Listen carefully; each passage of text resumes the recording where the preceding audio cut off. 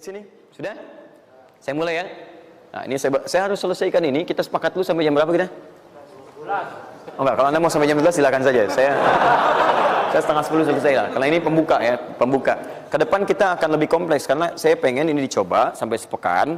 Nanti akan melahirkan perubahan. Karena ke depan kita akan bicara tentang riba, tentang macam-macam ya. Itu perlu lebih fokus lagi. Ini yang dasar untuk sepekan dulu. Siap ini ya? Yuk kita mulai. 1. Rizki lewat ikhtiar atau usaha.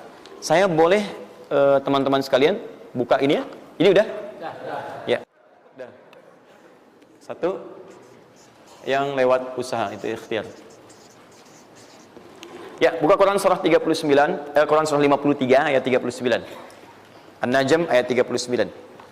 Wa allaysa lil insani illa ma sa'a. Wa allaysa lil insani illa ma sa'a. Wa allaysa lil insani, bahkan setiap manusia itu, awas, illa ma sa'a, akan mendapatkan rizki, akan mendapatkan hasil dari apa yang telah ia usahakan dengan sungguh-sungguh. Jadi kalau Anda ingin mendapatkan apapun, mau dapat pahala, dapat rizki, dapat ini, dapat itu, maka semua bergantung yang pertama pada tingkat kesungguhan usaha Anda. Usaha yang serius, yang sungguh-sungguh disebut dengan sa'a, yas'a, sa'yan. Sa'a, yas'a, sa'yan.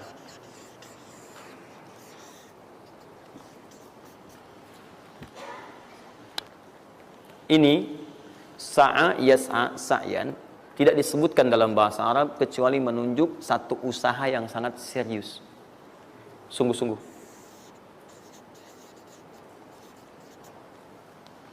Di rizki yang pertama ini sifatnya kata Al-Quran, langsung Allah yang menyampaikan.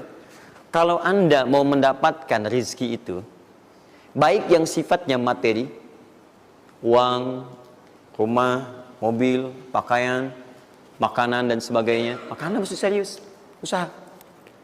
Usaha yang serius. Saya belum bicara bagaimana cara usahanya, tapi Quran ingin membangun komitmen dulu. Anda mau usaha enggak? Anda usaha, saya kasih kata Allah. Jadi kalau Anda enggak usaha, enggak akan turun rezeki. Ya, enggak ada rezeki turun dengan cuman diam aja, enggak ada. Anda mesti usaha. Saat saya berada di Mesir, ada 2 mahasiswa itu saling, mereka paham Quran. Mereka diskusi ingin membuktikan kebenaran Quran. Yang satu cara berpikirnya benar, yang satu keliru. Yang satu berkata, Allah kan sudah jamin rezeki kita akan diberikan, ya kan? Sampai kita wafat sempurna rezeki. Jadi nggak nyari pun pasti dikasih. Cara berpikirnya seperti itu. Ini yang dipakai oleh orang liberal sekarang. Nah, maksudnya logika semacam ini. Yang satu lagi berkata, memang Allah kasih, cuman kita mesti usaha. Dia sebutkan beberapa ayatnya. Yang satu bertahan dengan pendapatnya, dia ingin buktikan, saya masuk nanti ke masjid. Kalau di Timur Tengah itu suka ada zawiyah, tempat-tempat khusus untuk ibadah. Dia masuk ke dalamnya, sembunyi di belakang meja. Nah, di masjid itu suka ada muhsinin, para donatur yang itikaf, kasih makan. Hari pertama semua dikasih, dia tidak, karena ngumpet. Karena perjanjiannya nggak boleh ada usaha apapun. Hari kedua dia masih ngumpet, nggak dikasih, semua dikasih yang ada. Hari ketiga sudah lapar sekali, sudah nggak tahan. Begitu udah dikasihkan, yang muhsinnya tanya, hal min akhar, ada lagi yang lain nggak? DKM jawab karena nggak tahu, kan ngumpet, nggak ada yang lain. Baik, kalau gitu saya kasih ke tempat lain. Karena beranjak mendengar suara itu, dia langsung kasih kode dengan berdaham. Kaget kan DKM. Begitu dibuka ada orang ngumpet di belakang meja, sudah kelaparan. Akhirnya dia ada orang satu lagi di sini, langsung dikasih bagiannya sampai dengan 3 bungkus. Begitu dikasihkan itu, teman yang kedua tadi yang mengatakan mesti ada usaha langsung mengejar pada teman yang bersembunyi. Dan dia katakan, kan saya bilang dari awal, rezeki itu mesti dicari walaupun dengan sama. Saya juga sama, Ustadz pemateri misalnya kan, begitu kehausan ya, dia kan, misal panitia datang, macam-macam lah, misal tuh. Enggak, itu contoh. Saya nggak biasa ceramah sambil minum, ya.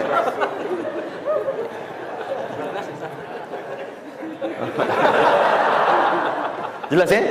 Nah, jadi prinsip yang pertama, kita harus punya komitmen yang kuat dengan Allah. Kata Allah, kerja ya kerja. Kata Allah, usaha ya usaha, jangan diam.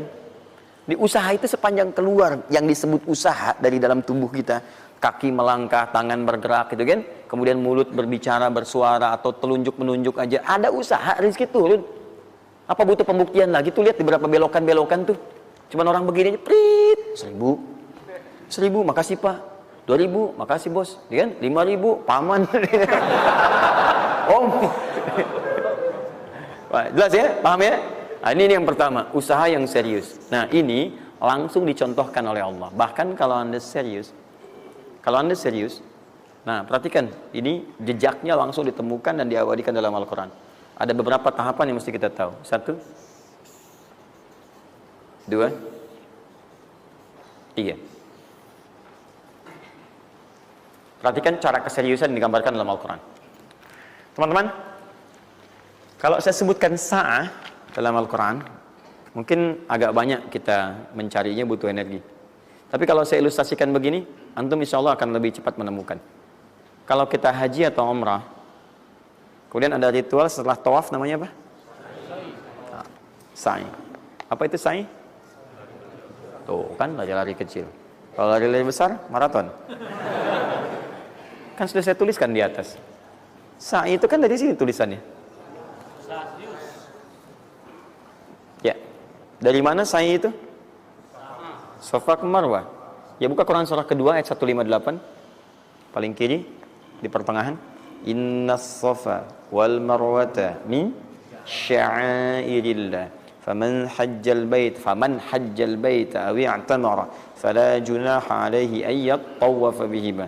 Man tatawwa khairan innallaha syakirun alim. Lihat sini. Ibadah ini kenapa dinamakan dengan sa'i? Dan sementara orang sekarang agak kurang tepat menerjemahkan dengan lari-lari kecil. Dalam bahasa Arab lari kecil bukan sa'i.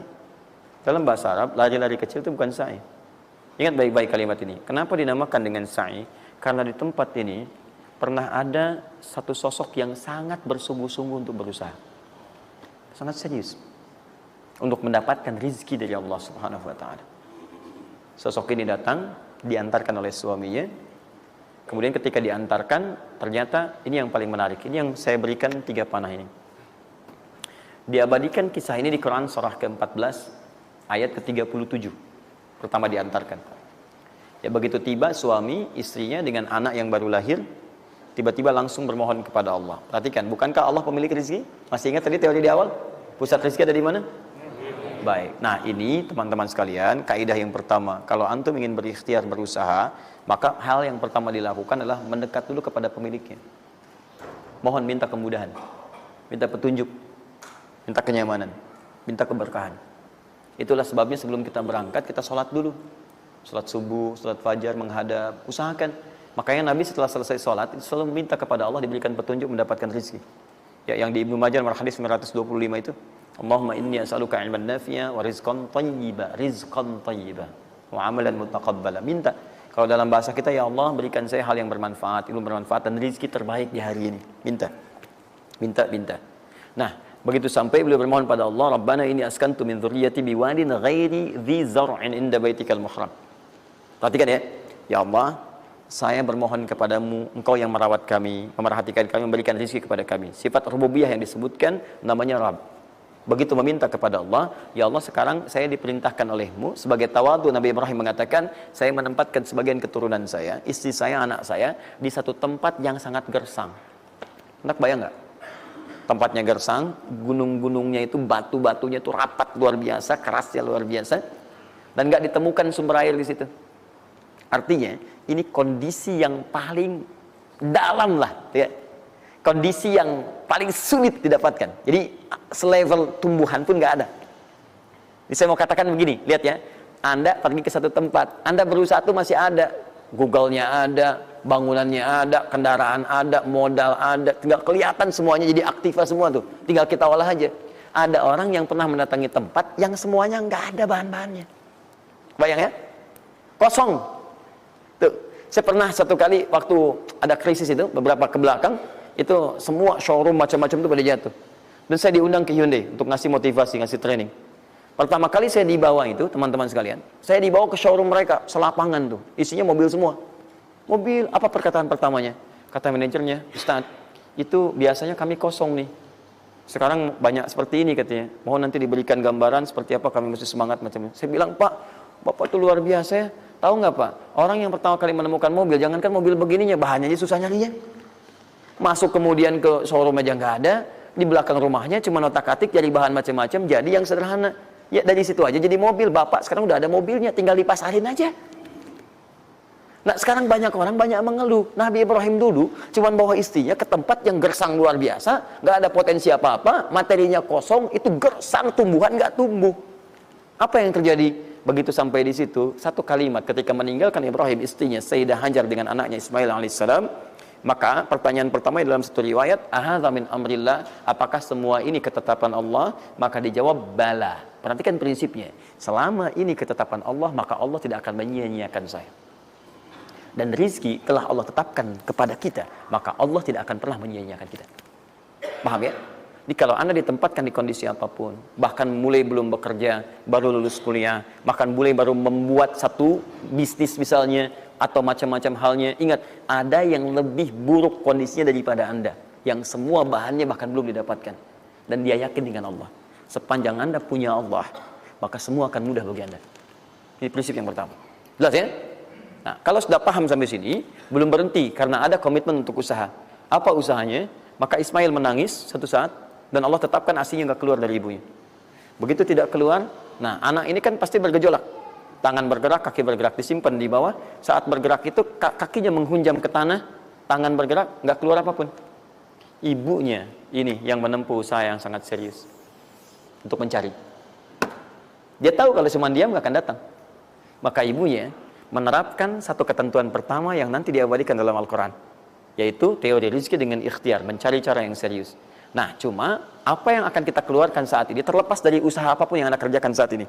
Tapi teori dasarnya adalah ketika Anda menempuh usaha yang serius ini, ada beberapa tahapan yang mesti Anda lalui. Persoalannya, waktu saya sudah habis 9:30. Nah, saya mau minta sedikit aja, boleh nggak saya tambah 5-10 menit? Alhamdulillah. Nah, satu, saya agak cepat ya, saya agak cepat. Satu. Ya. Yang pertama beliau lakukan